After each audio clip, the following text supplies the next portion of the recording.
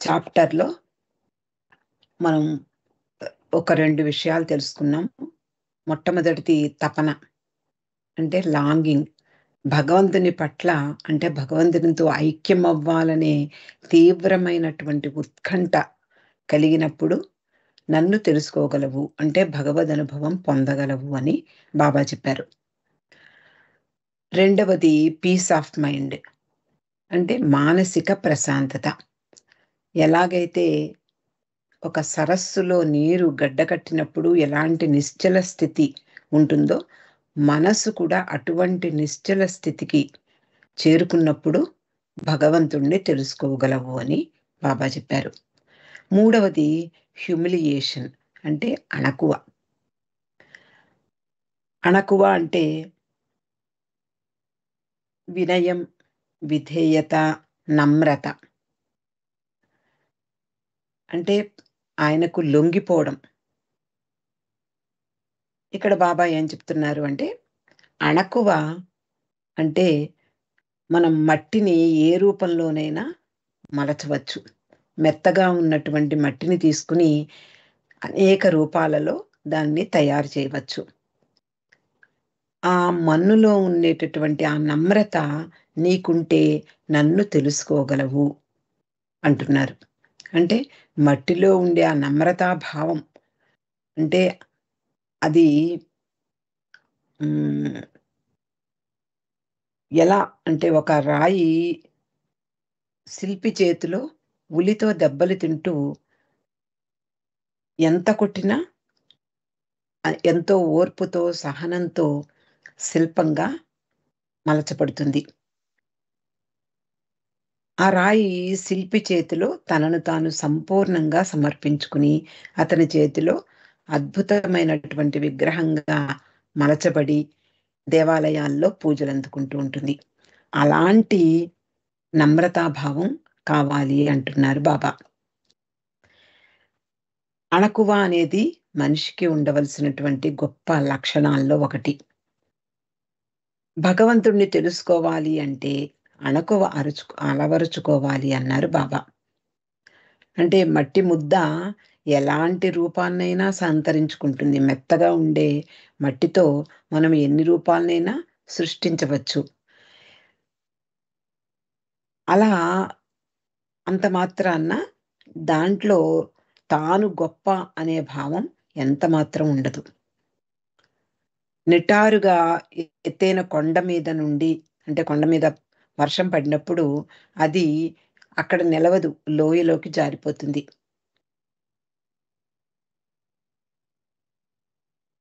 అలాగే ఒక గురువుకు శిష్యుడు కూడా ఆయన చేతిలో మట్టి ముద్దల అణుకువతో సేవించినప్పుడు గురువు యొక్క కృపకు పాత్రుడవుతాడు. గురువు ఆదేశాలను శిరసావహించి నమ్రతతో మసలుకుంటాడు. అలాంటి సాధకులకే భగవద్ అనుభవం కలుగుతుంది అని బాబా చెప్పారు. మరొక ఉదాహరణ చూస్తే బంగారం ఉంటుంది. ఆ బంగారం కంసాలి చేతిలో ఎన్నో రకాలైనటువంటి దెబ్బలకు లోనవుతుంది. అప్పుడు మాత్రమే దాన్ని మంచి ఆభరణంగా తీర్చిదిద్దగలడు. అయితే అణుకువ ఉంటే ఒక గురువుకు అంటే గురువును ఆశ్రయించడం ఎంత అణుకువగా ఉంటే అంతగా గురువు యొక్క కృపను పొందవచ్చు. గురువును ఆశ్రయించినప్పుడు ఆయన ఎలాంటి ఆదేశాలు ఇచ్చినా లేదా ఎలాంటి కఠినమైనటువంటి శిక్షణ ఇచ్చినా కూడా దానికి లొంగి ఉండగలం. ఇప్పుడు మండలి వారు మనకి ప్రత్యక్షంగా కనిపిస్తూ ఉన్నారు. ప్రతి మండలి సభ్యుడు కూడా నిజానికి వాళ్ళల్లో ఉండేటటువంటి చిన్న చిన్న బలహీనతలను బాబా బయటికి ఎత్తి వాటిని రూపుమాపి వాళ్లను ఒక తన చేతిలో ఎలా మలుచుకుంటే అలా మలుచుకోబడేటటువంటి అర్హత సంపాదించేలా బాబా వాళ్ళని తయారు చేశారు. కాబట్టి ఒక గురువు దగ్గర బాబా బానిసలా ఉండాలంటారు. ఒక బానిస ఎలాగైతే తన సర్వస్వాన్ని ఆ యజమానికి అర్పిస్తాడో, అటువంటి ఇంక ఏది అతని ఆలోచన ఉండదు. ఆయన ఏది చెబితే అది చెయ్యడమే. కాబట్టి అలా ఒక గురువుకు ఆ శిష్యుడు అణకువతో, సంపూర్ణ విశ్వాసం కలిగి, విధేయతో విధేయతతో సర్వార్పణ కాగలడు. అంటే అణకువ అనేటటువంటి ఒక లక్షణం ఉన్నప్పుడు వీటన్నిటికీ పనిచేస్తుంది. విధేయతగా ఉండగలడు, సంపూర్ణ విశ్వాసం కలుగుతుంది ఆ గురువు మీద, ఎటువంటి సంశయము ఉండదు. ఆయన ఏది చెప్పినా అదే కరెక్టు అనేటటువంటి మానసిక స్థితికి వస్తాడు. అలాగే అంటే అణకువ అంటే తనను తాను తక్కువ చేసుకోవడం. గురువు ముందు లేదా అందరి ముందు కూడా తనను తాను తక్కువ చేసుకోవడం. ఒక పండితుడుంటాడు. ఆ పండితుడు తాను ఎంతో అన్నీ అన్నీ తెలుసున్నట్లుగా భ్రమపడతాడు మొదట. కానీ మరొక నలుగురు పండితుల మధ్య తన తెలివిలేనితనాన్ని తెలుసుకుని, అయ్యో! నేనింతవరకు గర్వంతో మిడిసిపడ్డాను. ఇప్పుడు నాకసలైన విషయం తెలిసింది. ఎంత తెలుసుకున్నా జ్ఞానమనేది అనంతం. భగవంతుడు మాత్రమే అనంత జ్ఞాని. సంపూర్ణమైనటువంటి సర్వజ్ఞుడు. కాబట్టి మనం ఎంత తెలుసుకున్నా మనము చాలా తక్కువలోనే ఉంటాము అనేటటువంటి పరిస్థితి ఎదురై, అప్పుడు ఏమీ తెలియదు నాకు అనేటటువంటి పరిస్థితి ఎదురవుతుంది. అలా అణకువ ఉంటే విధేయతతో గురువుకు సర్వార్పణ కాగలడు. ఒక పెద్ద కొండ కూడా అద్దంలో చిన్నదిగా కనిపిస్తుంది. అలాగే ఎన్నో పండ్లు కాసే చెట్టు ఎప్పుడూ ఒదిగే ఉంటుంది. ఎన్ని రాళ్ల దెబ్బలైనా తింటుంది. అయినా నమ్రతగానే ఎప్పుడూ పళ్ళు ఇవ్వడం దాని ప్రవృత్తి అయిపోతుంది. వాళ్ళు దెబ్బలు కొట్టారు అని చెప్పి పళ్ళు ఇవ్వడం మానదు. దాని యొక్క స్వభావాన్ని మార్చుకోదు. కాబట్టి అటువంటి నమ్రతాభావం, అటువంటి అణకువ మనిషిలో ఉన్నట్లయితే, అంటే ముఖ్యంగా సాధకునిలో, మనందరికీ మనం బాబా ప్రేమికులమే. ఆ ప్రేమికుల్లో ఆయన ప్రేమించడమే మనకు తెలుసు. ఇవన్నీ మనము ఆయన చెప్పినటువంటి ఈ డిస్కోర్సెస్, గాడ్ స్పీక్స్ వీటి వల్ల మనం ప్రతినిత్యము ఏదో ఒక కొత్త విషయాన్ని తెలుసుకుంటూ ఉంటాం. మనకి మండలి వారే ఉదాహరణ. వారిలో ఉండే అనేక అంటే వాళ్ళల్లో కూడా మొదట్లో బాబా దగ్గరికొచ్చినప్పుడు వాళ్ళల్లో కూడా అనేక చిన్న చిన్న భావాలుండేవి. అవలక్షణాలుండేవి. బలహీనతలుండేవి. ఆయన యొక్క సాహచర్యంలో, ఆయన యొక్క క్రమశిక్షణతో ఉండేటటువంటి ఆశ్రమ జీవితంలో వాళ్ళందరూ కూడా వాటినన్నిటిని కూడా తొలగించుకుని, బాబాకు ఎలా కావాలి అంటే అలాగా మలచబడ్డారు. అంతటి అణకువ వాళ్ళల్లో కనిపిస్తుంది. అటువంటి అణకువ స్థితి కలిగినప్పుడు అంటే మట్టి ఎలాగైతే ఒక మట్టి ముద్ద ఎలాగైతే ఒక మనిషి చేతిలో అనేక రూపాలు సంతరించుకుంటుందో, అలా బాబా దగ్గర ఉండేటటువంటి ప్రేమికులు కానివ్వండి, సాధకులు కానివ్వండి, ఆయన ఇచ్ఛకు లోబడి ఉండగలం. అంటే బాబాకు సర్వ సమర్పణ కాగలిగినప్పుడు ఆయన ఇచ్ఛకు లోబడి ఉండగలం. ఆయన ఇచ్ఛకు లోబడి ఉన్నప్పుడు ఆయన చేతిలో మనము నువ్వు ఎలా నొక్కితే అలా నొక్కించుకుంటాము అనేటటువంటి పరిస్థితి మనకు అంటే ఆ మానసిక స్థితి, అంటే ఆ వినయం, ఆ విధేయత, నీదే భారం తండ్రి అని మనం ఎప్పుడైతే సమర్పణ కాగలమో అప్పుడే ఆయన చేతిలో ఒక మట్టి ముద్దలా మనం ఎలాంటి పరిస్థితులు ఎదురైనా కూడా బాబాను పట్టుకుని ఉండగలం. అయితే ఇరిచి ఒక సంఘటన చెప్తాడు. మొట్టమొదట బాబాను అంటే బాబా ఏం చెప్తారు అంటే హ్యూమిలియేషన్ అన్న విషయంలో, అంటే అణకువ అనేటటువంటి సందర్భంలో బాబా అంటారు, నా కొరకు అవమానించబడిన వాడు ధన్యజీవి, అదృష్టవంతుడు.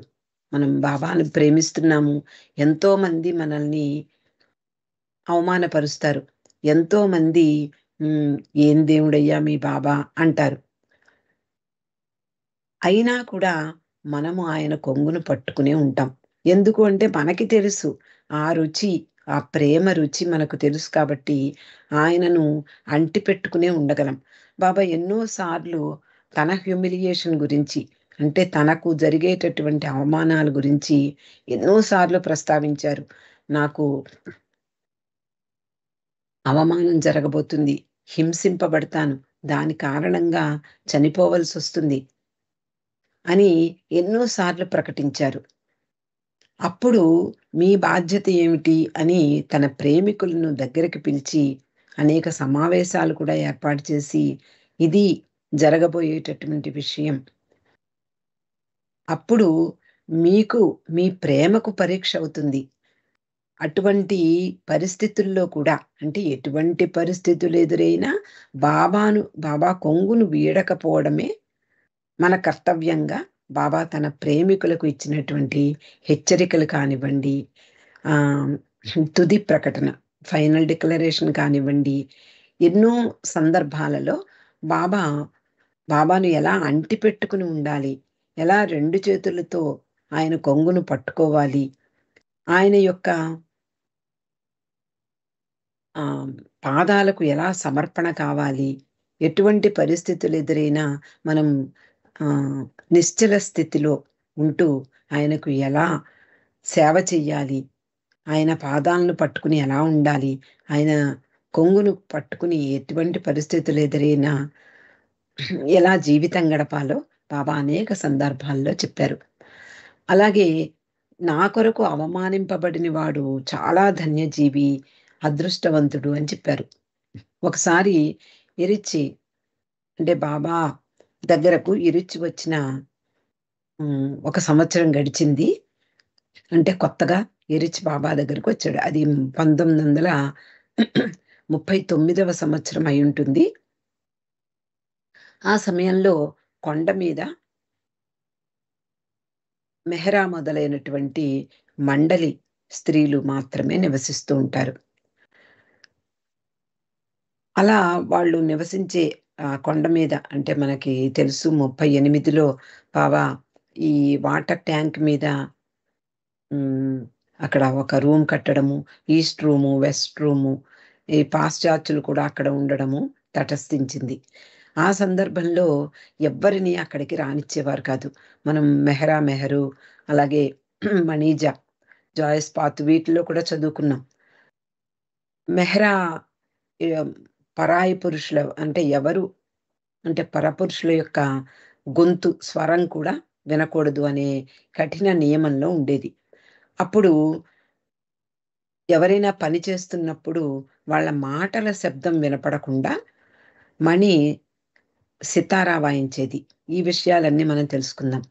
అలాగా ఆ సందర్భంలో ఒకసారి బాబా కొండ మీదకు వెడుతున్నారు. ఎవరిని, అంటే పురుషులు ఎవరు కూడా పైకి అనుమతించరు. బాబా తప్ప పైకి ఎవ్వరూ వెళ్ళకూడదు. ఆ రోజు బాబా కొండ మీదకు వెడుతున్నారు. పురుష మండలి వారు కొంతవరకు మాత్రమే ఆయనతో వెళ్ళి వెనక్కి వచ్చేస్తారు. ఆ సమయంలో అక్కడ పైన సోనామాసి ఉండేది. ఆవిడ ముందుకు వచ్చి బాబాను తనతో పాటు లోపలికి తీసుకువెళ్ళేది కొండ మీదకి. ఆ సమయంలో ఎవరో ఒక వ్యక్తి కొండ మీదకు వెళ్ళడం కనిపించింది బాబాకి. వెంటనే ఎరిచి వైపు తిరిగి, "అతన్ని ఆపు! ఎవ్వరూ కొండ మీదకి వెళ్ళకూడదని అతనికి తెలీదా?" అని ఇరిచ్‌ని ప్రశ్నించారు. ఇరిచ్ వెంటనే అతని దగ్గరికి వెళ్ళి అతన్ని నిలిపి, "ఎక్కడికి వెళ్ళకు, పైకి వెళ్ళకు" అని గట్టిగా అతనిపై అరుస్తాడు. అంటే కొత్తగా వచ్చినటువంటి ఎరిచి బాబాకు పూర్తిగా విధేయత చూపించాలనే ఒక ఆతృతతో, తానే బాబాకు విధేయత చూపిస్తున్నాననేటటువంటి ఒక చిన్న గర్వంతో అతన్ని నిలువరించి అతనిపై గట్టిగా అరుస్తాడు. అతడు ఒక్కసారి నిశ్చేష్టుడవుతాడు, భయపడతాడు. బాబా దర్శనం కోసం మాత్రమే వెడుతున్నాను అని అంటాడు. అతన్ని ఎరిచి బాబా దగ్గరికి తీసుకొస్తాడు. బాబా వెంటనే అతన్ని ప్రేమగా కౌగలించుకుంటారు. అది చూసి ఎరిచి ఆశ్చర్యపోతాడు. నన్ను అతన్ని గట్టిగా అరవమని చెప్పి బాబా అతనికి ప్రేమతో ఆలింగనమిచ్చారు అనే విషయం చూసి ఎరిచి అతనిలో ఉండేటటువంటి గర్వం తొలగిపోతుంది. ఇది నిజమైనటువంటి అణుకువ అనుకుంటారు. బాబా అతనితో చెప్తారు, నా దర్శనం కోరి రావడానికి ప్రయత్నించినప్పుడు అవమానం ఎదురైంది. ఎంత ధన్యుడవు నీవు. అది మారు రూపంలో వచ్చిన ఆశీస్సులు అన్నారు. అంటే ఈ అణుకువ అనేది ఎంతటి ప్రధానమైన గుణమో, సాధకునిలో ఉండవలసినటువంటి మరో గుణం గురించి బాబా చెప్పారు.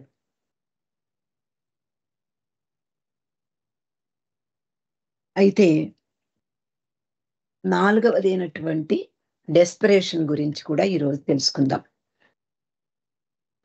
మెహర్ బాబా ఇచ్చినటువంటి ప్రవచనాల్లో చిట్ట చివరిదైన నన్ను తెలుసుకొనుటకు 12 మార్గాలలో 4వది నిరాశ, డెస్పరేషన్. ఇక్కడ బాబా ఏం చెప్పారు అంటే, ఆత్మహత్య చేసుకోవాలనే తీవ్రమైన నిరాశ, ఆత్మహత్యకు దారి తీసేటటువంటి ఆ తీవ్రమైనటువంటి నిరాశ ఏదైతే ఉందో, అలాంటి నిరాశతో, అలాంటి భావనతో నన్ను చూడందే ఉండలేను అనేటటువంటి ఆ నిరాశతో నువ్వు కృంగిపోయినప్పుడు నన్ను తెలుసుకొనగలవు. అంటే నిరాశ, మనకి ప్రతిరోజు నిరాశ అనేది తప్పనిసరిగా ఏదో ఒక రకంగా మనము ఫీల్ అవుతూ ఉంటాం. నిజానికి నిరాశకు పరాకాష్ట ఏమిటి? మనం ఇంకా జీవించడానికి లాభం లేదు, ఇంకా జీవించలేము, ఈ ప్రపంచంలో మనం ఉండలేము అనేటటువంటి పరిస్థితి ఎదురవుతుంది ఆ నిరాశ పరాకాష్ట స్థితికి చేరుకున్నప్పుడు. అప్పుడు మనిషి ఆత్మహత్య చేసుకునేందుకు ప్రయత్నిస్తాడు. అటువంటి నిరాశ కావాలట. భగవంతుణ్ణి తెలుసుకోవాలి, ఇంకా ఈ ప్రపంచంతో నాకు ఎటువంటి సంబంధం లేదు, భగవంతుణ్ణి చూడందే నేనింకా మనలేను అనేటటువంటి ఆ తీవ్రమైనటువంటి నిరాశ స్థితికి చేరుకున్నప్పుడు నన్ను కనుగొనగలవు, నన్ను చేరుకోగలవు అని బాబా చెప్పారు. మరైతే డెస్పరేషన్ గురించి ఇంకా బాబా ఏం చెప్పారో తెలుసుకుందాం. ఈ దైవీ నిరాశ అంటారు, డివైన్ డెస్పరేషన్. అంటే ఈ దైవీ నిరాశ అనేది భగవద్ అన్వేషణకు, అంటే ఆధ్యాత్మిక మేలుకొలుపుకు ఒక శక్తివంతమైన ప్రేరకంగా పనిచేస్తుంది అని చెప్పారు. అంటే సాధకుడు చిట్ట చివరి స్థితికి వెళ్ళిపోతాడు. ఏమిటి? ఈ ప్రపంచంతో నాకు పని లేదు, ఈ ప్రపంచ విలువల పట్ల కూడా నాకు సంబంధం లేదు, వీటి వల్ల కూడా ఇదంతా కూడా భ్రాంతికి చెందినదే కాబట్టి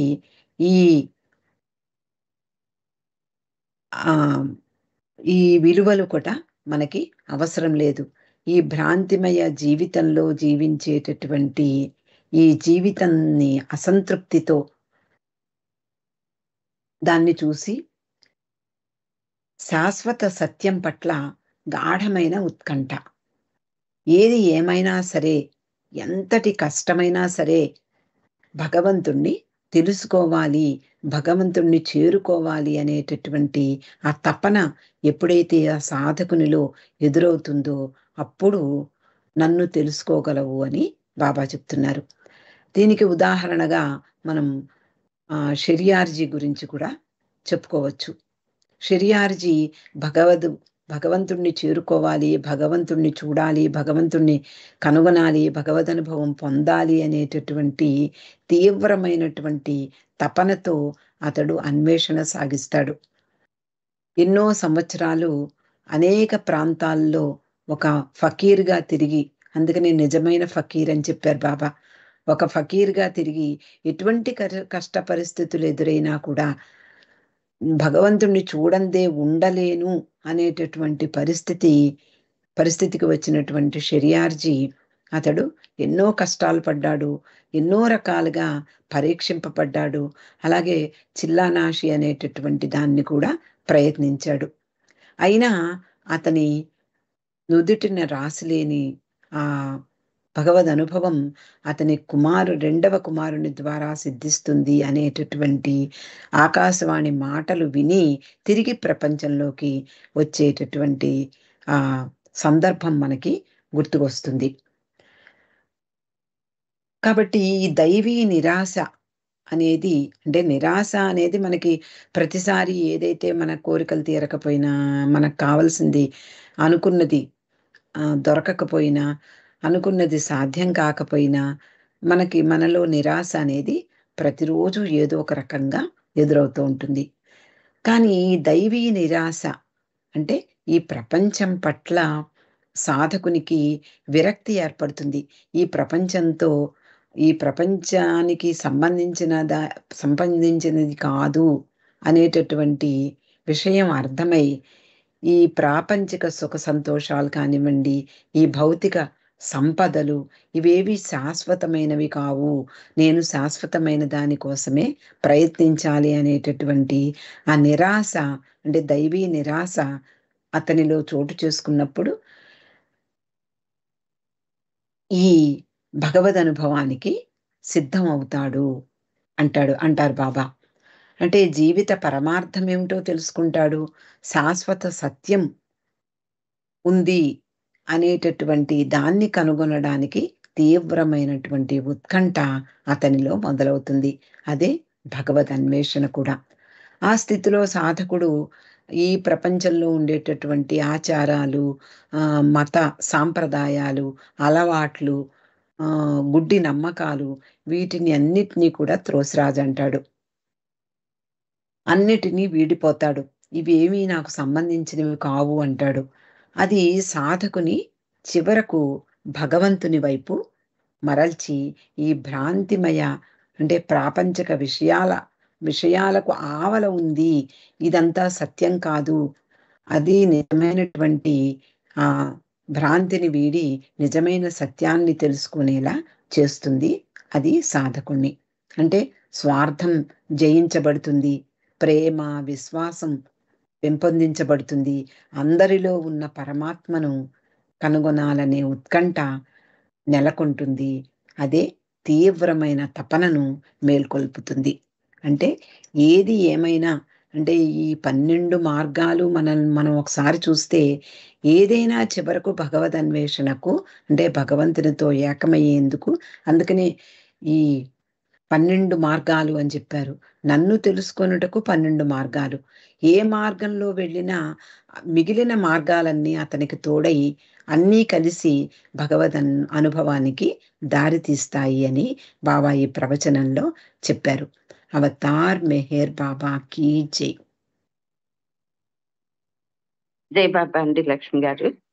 ఈరోజు బాబాను చేరుకోవడానికి, భగవంతుని తెలుసుకోవడానికి ఏంటి చేయాలి, అంత వినమ్రంగా ఉండాలి మనం అని మనకి అనుకోగా ఉండాలి. తర్వాత ఎంత నిరాశ అంటే ఆయన చేరుకోవాలనే తపన చివరికి ఆత్మహత్య వరకు వెళ్ళినా కూడా అది కూడా భగవంతుడి విషయంలో అది ఎంతవరకు పనిచేస్తుంది అన్నట్టు అన్ని చాలా వివరంగా చెప్పారు. మీకు అనేక ధన్యవాదాలు. ఇప్పుడు రజని గారు ఉన్నారా?